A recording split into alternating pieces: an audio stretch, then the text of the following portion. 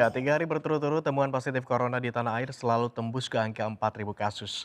Angka tersebut bahkan jauh lebih tinggi dibandingkan lonjakan kasus positif corona di awal masa pandemi. Lalu apa penyebab tingginya angka positif COVID-19 di tanah air?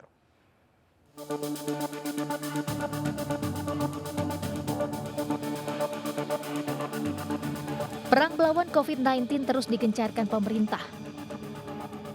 Presiden Joko Widodo bahkan memerintahkan Menteri Koordinator Bidang Maritim dan Investasi Luhut Binsar Panjaitan dan Kepala BNPB Doni Monardo pada pertengahan September lalu untuk menurunkan kasus corona di 9 provinsi dalam waktu 2 pekan.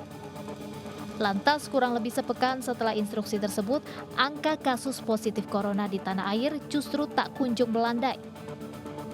Dalam beberapa hari terakhir, temuan positif corona di tanah air selalu tembus ke angka 4.000 kasus. Angka tersebut bahkan jauh lebih tinggi dibandingkan lonjakan kasus positif corona di awal masa pandemi.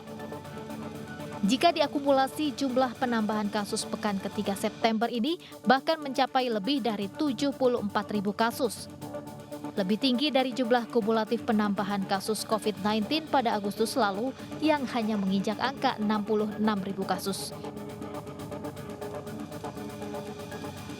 Melihat dari sebaran peta positif corona, Jakarta masih menjadi wilayah tertinggi dengan temuan kasus mencapai 64.000 kasus positif, disusul Jawa Timur 41.000 kasus, Jawa Tengah 19.000 kasus, Jawa Barat 18.000 kasus, dan Sulawesi Selatan 14.000 kasus. Sementara angka kematian tertinggi akibat COVID-19 diduduki Jawa Timur dengan total 3.015 jiwa. Temuan ini seyogyanya membuat warga lebih waspada akan bahaya COVID-19 dan senantiasa mematuhi protokol kesehatan seperti menjaga jarak, mencuci tangan, dan menggunakan masker.